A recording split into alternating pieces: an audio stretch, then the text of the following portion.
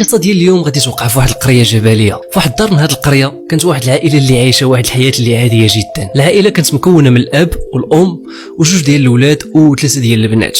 الاولاد الجوج كان واحد سميتو عبد الله وواحد سميتو احمد. احمد هو اللي كان صغير، كانت عنده 17 عام، وهو اللي غادي توقع معاه القصه الغريبه ديال اليوم. في واحد النهار غادي يقرروا يقطعوا واحد الشجره اللي كان جنب الدار، ومن تما غادي تبدا قصه الرعب. المهم كيعاود من القصه وكيقول حنا ساكنين في واحد الدار اللي كانت قديمه بزاف، متوارثه ابا عن جد. ومن نهار حليت عينيا وانا عايش هنا في هاد الدار. قدام دارنا كانت واحد الشجره اللي من نهار حليت عيني في الدنيا هادي وانا كنشوفها، وبين بلا قديمه بزاف، وواقيلا كبر حتى من عمر الوالد وجدي الله يرحمه. حيت واحد الشجره اللي كانت كبيره بزاف وغارسه دوك العروق ديالها في الارض مزيان، كانت من النوع ديال الشجر ديال الكاليبتوس. ومور دارنا كنا دايرين واحد الحفره اللي كانت كبيره، فيها كان كيتجمع داكشي ديال الصرف الصحي، الوسخ ديال الطواليط والكوزينه وداكشي. المهم واحد النهار قلنا خاصنا هاد الحفره هادي ندوروا عليها شي حاجه باش لا قدر الله ما يطيحش فيها حتى شي واحد، انسان ولا حيوان. واش ما بانت لينا نقطعوا دوك العروشه الكبار ديال الشجره حيت كانت كبيره بزاف والعروش ديالها كانوا كثارين، ونشدوا دوك العروش وندورهم على الحفره بحال الشكل ديال الكرياج. المهم هزيت انا وحمد خويا الفاس، وكنت في الاول انا اللي كنت باغي نطلع لفوق الشجره، ولكن حمد قال لي غا خليك انا الصغير المهمه ديالي هذه. بالخصوص حمد كان واحد الانسان اللي نشيط، يعني كيعجبو يتحرك بزاف. المهم عطيته الفاس وهو كيتسلق الشجره، وانا لتحت كنتسنى داكشي اللي طاح باش نجمعو نحيدو. ولكن يلا غادي ضرب الضربه الاولى بالفاس، غادي نشوفو طايح من الفوق، طاح وجا على الراس ديالو، جا على واحد الحجره ويغيب. انا بالخلعه ديالي غادي نهزو، مشيت كنجري به للدار وانا كنغوت وكنعيط على صوتي على الوالد والوالده. خرجوا حتى هما مخلوعين من الغوات ديالي، شدوه مني ودخلوه للدار. جبت ماي الماء وبدات كترش عليه وكيسولوني شنو واقع. قلت لهم راه طاح من فوق الشجره وجا على الراس ديالو. تما بدا الوالد كيقلب فيه اكما مهرس من شي بلاصه في يديه وفي رجليه، ولكن الحمد لله ما كانش مهرس. بقى شي شويه على هذا الحال، امي كترشو بالماء حتى غادي يفيق. بداو الدار كيسولوه مالك باش كتحس شنو وقع لك. قال لهم والو، راه غير طحت من الشجره ومن تما غيبت وما عقلت على والو حتى فقت دابا. قلت له انا الحمد لله على سلامتك، غير فاش فلتي وما تهرستي وما وقع لك والو. المهم غير ارتاح لك دابا مع راسك، الشجره خليها حتى لغد ليه ونتكلف بها انايا، انا اللي نطلع نقطع دوك العروش. المهم داز واحد النهار اللي عادي جدا، غير شويه ديال ديك الخلعه ديال القبيله على خويا اللي طاح من الشجره وصافي. وصل الليل تعشينا كما العاده، وحنا على عادتنا كنا كنعسو بكري حيت ساكنه في قريه جبليه وما وصلناش الضو داكشي، وزيد الشغل ديال الفلاحه اللي كيحتاج منك تفيق بكري وتنعس بكري. المهم عندنا في الدار كانت بيتي انا وحمد بوحدنا، والبيت ديال البنات بثلاثه بوحدهم، والبيت ديال الوليد والوالده حتى هما بوحدهم. المهم سالينا كلشي ومشيت انا وحمد كل واحد دخل في الفراش ديالو عادي جدا كاي ليله. ولكن اللي ما عرفناش انه من هاد الليله هادي غادي تبدا قصتنا مع الرعب ومع الجن. نعست يلا غمضت العينين ديالي شويه غادي نفيق على الصوت ديال خويا احمد وهو كيغوت بعلى صوتو وكيقول ضربوا عبد الله ضربوا عبد الله، وكيعاود نفس ديك الجمله بعلى الصوت ديالو. انا فقت مخلوع من النعاس وما فاهم والو. كنت على عادتي ديما كنحط حدايا واحد الضوايه ديال الحجر، هزيتها وضربتها فيه باش نشوف مالو. كنضوي نشوف هذا مالو كيهشر عليا في هذا الليل. ضويت عليه وشفتو جالس في بلاصتو واقف هكذايا وحل عينيه بحال كيشوف شي واحد جهتي، وكيقول بعلى صوتو ضربوا عبد الله ضربوا عبد الله، وكيعاودها ويعاودها كيعاود هذه الجمله بزاف. قلت له شنو غادي نضرب، راه ما فهمتش واش كتخربق عليا.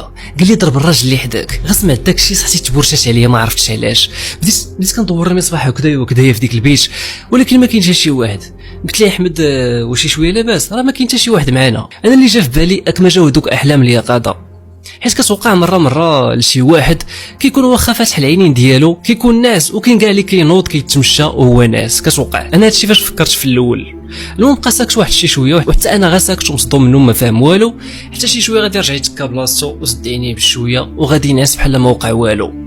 قلت صافي راه غادي يكون غير كيحلم ولا شي حاجه بحال هكذا كيما توقعت. طفيت ديك الضوايه ورجعت انايا نعس. ما كملاتش دقائق باقي حتى ما غمضتش عيني، حتى عاوتاني بدا يغوت وتعيط لي بسميتي عبد الله عبد الله عبد الله، بحال تقول شي واحد شاف شي حاجه ولا مخلوع من شي حاجه. غير الطريقه باش كان كيعيط ليا خلاتني نموت بالخوف. انا بالزربه شعلت ديك الضوايه عاوتاني ومشيت عنده كنقول ليه مالك انا معاك انا معاك، واش شفتي شي حاجه قول لي مالك. شديت ليه في يدي وكنقول ليه مالك انا معاك، ولكن هو ما بغاش يسكت، غير كيعيط لي وكيستنجد بسميتي عبد الله عبد الله. حتى غادي يجي يدخل عندنا الوالد شنو طاري ما شنو طاري، راه سمعت الغوات ديالكم جاي من البيت.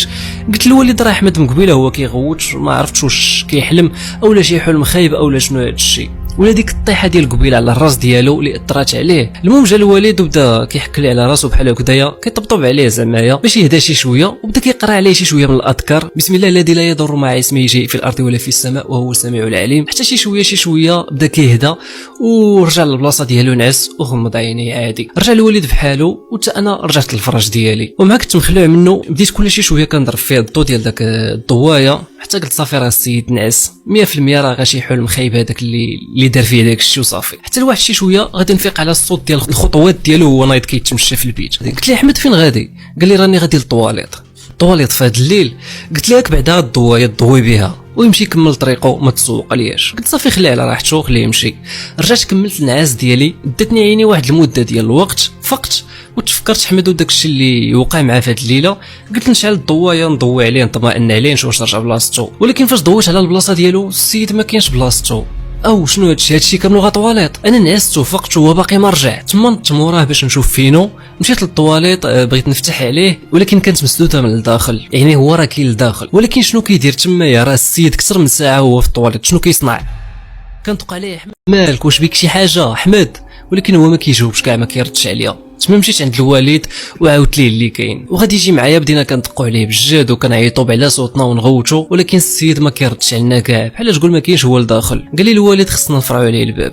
فرعنا داك الباب باش غادي نتصدموا من داكشي اللي غادي نشوفوا قدامنا. حنا ما فهمنا والو. احمد كان واقف في القنت ديال الحمام وعاطي الوجه ديالو للحيط. مشى عنده الوالد وهو خايف وما فاهمش مالو. شدو من لوري بحال هكذا يدوروا لعندو، وكان احمد لحمو يابس بحال تقول هذه خشبه ماشي بنادم، ما كيحرك حتى شي حاجه من الجسم ديالو، غير عينيه اللي كان حالهم هكذايا وانفيكسيون في ديك القنت من الحيط. المهم هزيناها انا والوالد ودخلنا به للبيت، وبدا الوالد ثاني تيقرا عليه شي شويه من القران وحط عليه يديه، وكل شي شويه سولو مالك ولدي شنو بيك راه خلعتينا عليك. ولكن احمد ما كانش كيرد علينا كاع، غا كيشوف بالعينين ديالو صافي. بحال تقول السيد مشى ليه الصوت اولا داخل فشي صدمه نفسيه ولا شي حاجه بحال هكذايا. المهم قال الوالد 100% راه الطيحه ديال الشجره هي اللي اثرت على الدماغ ديالو، خليت يصبح الحال ان شاء الله وناخذوا لشي طبيب في المدينه. وداكشي اللي دار الوالد بالفعل، لغد ليه غصبح الحال خدا احمد للطبيب، والطبيب دوز ليه وخرج تقرير بالله احمد وقعت ليه واحد الصدمه عصبيه هي اللي اثرت ليه على الحبال الصوتيه ديالو، عليها ما بقاش قادر ينطق. المهم غادي يخرج ليه الطبيب دوك الادويه وداك الشيء اكما يدوزوا الحال، وعطاه حتى شي دواء اللي يخليه ينعس بالليل، ما يبقاش كل شي شويه يفيق ويدير ديك الحاله كما وقع البارح. زعما يكون خويا احمد شاف شي حاجه هي اللي تسببت ليه بديك الصدمه العصبيه، صراحه الله اعلم. خويا احمد نقدر نقول لكم رجع للطبيعه ديالو،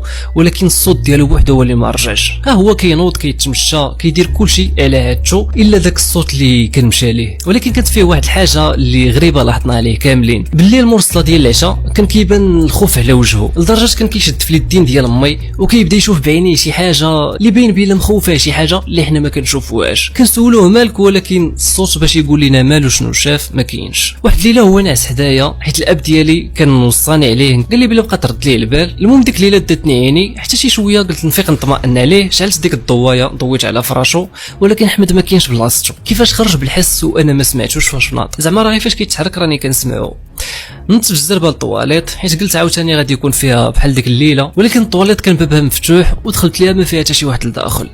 بديت كنقلب في الدار البيوت الصاله والو السيد ما كاينش كاع، ما كاين ليش الاثار. تما مشيت عند الوالد دقيت عليه حتى فيقته، قال لي شنو واقع ما شنو واقع. قلت ليه با راه احمد راه داتني عيني فقت وما لقيتوش في بلاصتو. قلبت عليه حتى هي الدار وجناب الدار ولكن ما لقيت ليش الاثار، ما عرفتش فين زاد. غادي خرجت الوالد حتى هو خايف على احمد وكنقلبوا بجوج. خرجنا جناب الدار كنقلبوا بجنابها وكل واحد بالضوايه اللي في يديه. الوالد مشى لمور الدار جاي ديك الحفره ديال الصرف الصحي، وتما غادي نسمعو كيعيط لي عبد الله جي هو هنايا. جيت كنجري لعنده وغادي نشوف داك المنظر المرعب في داك الليل. احمد كان واقف على الحافه ديال الحفره وما كيتحركش كاع. بدينا كنقربوا منه بشويه بشويه حيت ما عارفين شنو غادي يصدر منه، يقدر يلوح راسو متمايا ما نعرف شنو غادي يوقع. قرب منه الوالد بشويه بالحيله حتى غادي يشدو وغادي يجبدو لعندو. وعاوتاني احمد الجسم ديالو كان يابس بحال تقول هذه خشبه ماشي بنادم. هزينا عاوتاني بحال تقول هزين بلانشا ماشي بنادم. دخلنا به للدار وقرب ليه الوالد لودنو وبدا تيقرا عليه شويه القران. وجا خويا احمد غادي وتيحمار حتى شي شويه بحال تقول ترعب في الدم، بدا كيسلي مني في ديالو. والوالد مكمل القرايه عليه. بالخصوص الوالد كانت عنده شي شويه درايه بهاد الامور هذه ديال الجن. حتى شي شويه خويا احمد غادي يطلق واحد الغوته بواحد الصوت اللي كان عالي واخا راه ليه ايام هذه ما نطق بشي كلمه، ومورا مباشره غادي يغيب. بدينا كنحاولوا نفيقوه ولكن السيد كان سخفان قال لنا الوالد صافي غير خليوه يرتاح ما تفيقوهش دابا خليوه. احمد واقيلا راه عنده مس من الجن. دازت تقريبا شي نص ساعه حتى فاق احمد، وفاق عادي بحال تقول ما عقل على والو، واخا الصوت ديالو كيف ما قلت لكم راه باقي لدابا ما رجع ليه. المهم دوزنا ديك الليله كاملين حداه باش هكذا نطمئنوا عليه. طلع النهار، وفي هذا النهار هذا كيكون عندنا السوق الاسبوعي ديال القريه. مشى الوالد باش يتسوق وقال لنا ردوا البال لخوكم ما تخليوش كاع بوحدو وما تغفلوش عليه. هذا النهار هذا كان احمد كل شويه كيشوف لجهه الباب وبين الخوف على الوجه ديالو، بحال تقول كيشوف شي حاجه واخا حنا ما عرفناش شنو كيشوف وما كنشوفوا حنايا والو. المهم غادي دوز الوقيته حتى غادي يوصل الاذان ديال العشاء. صلينا وكانت الوالده نيت حاطه لينا العشاء باش نتعشاو ونمشيو نعسو كيما عادتنا. وحنا كنتعشاو غادي توقع واحد الحاجه اللي صراحه في شكل لاحظت على الوجه ديال احمد خويا واحد النظرات اللي كان كيديرهم في الوالد بحال تقول نظرات ديال الحقد، شي حد ما حاملكش وكيدير فيك شي شوفات خايبين، وغا كيهز فيه الوالد الراس وهو كيقلب عينيه لشي جهه اخرى، وشويه عاوتاني يهز عينيه ويشوف فيه بدوك النظرات ديال الحقد. حتى لواحد اللحظه غادي يقول الوالد لاحمد اليوم غادي تنطق. انا بديت كنشوف في الوالد وكنستغرب على بالي الهضره موجهه لاحمد، ولكن من بعد غادي نعرف بلا كان موجه الهضره لداكشي اللي داخل خويا احمد، داكشي اللي كان لابسو. سالينا العشاء ودخلت انا والام ديالي احمد للبيت، والوالد مشى توضى مشى جدد الوضوء وجا دخل علينا للبيت. وغا شافوا احمد الملامح ديال الوجه ديالو بداو كيتقلبوا عاوتاني بحال تقول شاف الموت قدامه. وغادي يجي الوالد غادي يبدا يقرا عليه بالجهد ديال صوتو، واحمد غادي يطيح للارض وبدا كيترعد وكيتلوى بحال تقول كيتصرع. انا امي شادينو ومثبتينو مع الارض والوالد كيقرا ويزيد يقرا عليه. تما احمد غادي يتكلم وهو اللي ليه ايام هادي ما هضر وما نطق حتى شي كلمه. بدا كيغوت ثاني بحال تقول كيتعذب، وبدا كيقول ليه الوالد طلع من ولدي ما تخلينيش نحرقك بالقران. بدا خويا احمد كتخرج ليه واحد الكشكوشه من الفم ديالو وكيغوت، واحد شي شويه غادي يبدا يهضر، ولكن ماشي هذا الصوت ديال خويا احمد، هذا واحد الصوت اللي كان غليظ بزاف. قال الوالد ما غاديش نطلع منه، هو اذاني وسط المسكن ديالي وهذا انتقام ديالي. ولكن الوالد ما غاديش يستسلم وبدا تيقرا عليه وتيقرا عليه. من الخوف ديالي انا صافي سديت عيني وشد خويا مع الارض وسد عيني حيت ما بقيتش قادر نشوف في داك الديكور اللي قدامي. كنسمع الصوت ديال خواتاتي جاي من البيت ديالهم وهما كيبكيو وبين عليهم الخوف. شي شويه غادي نبداو نشموا واحد الريحه اللي كانت خايبه بزاف ما عرفناش المصدر ديالها منين جا، حتى دقه وحده خويا احمد غادي يطلق واحد الغوته وغادي يفقد الوعي عاوتاني كيف ما المره الفايته. بدا الوالد والوالده كيفيقوا فيه. الوالده جابت الماء وبدات كترش فيه بحال هكذايا حتى شويه شويه بدا كيفتح في عينيه. فاق وما عرفتش انا علاش جاني هذا الاحساس هذا، حسيت بلي هذا هو خويا احمد.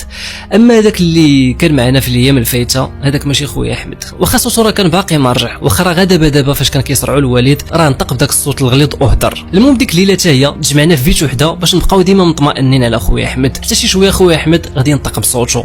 وراه لي ايام هادو ما سمعنا الصوت ديالو، بدا كيشوف لجهه الباب وكيشير وكيقول ها هو رجع. شت ليه الوالد في يدو وغادي يكمل هضرته وكيقول لي هو غادي يدخل علينا دابا. اللي فهم الوالد من هذا الشيء هو راه داك الجن اللي خرج منه هو اللي راجع ليه مره ثانيه. بدا الوالد كيقرا وكيرقينا كاملين حتى شي شويه غادي نسمعوا الصوت ديال الباب ديال البيت ديال خواتاتي غادي يتسد بالجهد بحال تقول البرد خبطوا بالجهد. شي شويه غادي نسمعوا عاوتاني غادي يتحل بشويه ودار داك الصوت ديال الحلان وعاود المره الثانيه تخبط بالجهد. تما ناض الوالد باش يمشي للبيت يشوف الباب اللي كيتخبط مالو. انا تبعته من اللور والوالد غادي وكيقرا ايه الكرسي بواحد الصوت اللي عالي وكيقول غادي تكفينا شرك باذن الله. قدام عيني فاش غادي نقربوا من البيت ديال خواتاتي غادي نشوف واحد الظل كحل داز بالزربه من البيت ديال خواتاتي غادي لجهه البيت ديال الوالد والوالده. انا داك الظل غا شفتو صافي ركابي ديالي فشلوا عليا ما بقيتش قادر نزيد، ولكن الحمد لله الاب ديالي بقوه داك الايمان اللي كان عنده الثبات اللي عطيه الله ما خاف من والو ومشى دخل البيت ديالو كيضوي هنايا وهنايا ولكن ما كاين والو.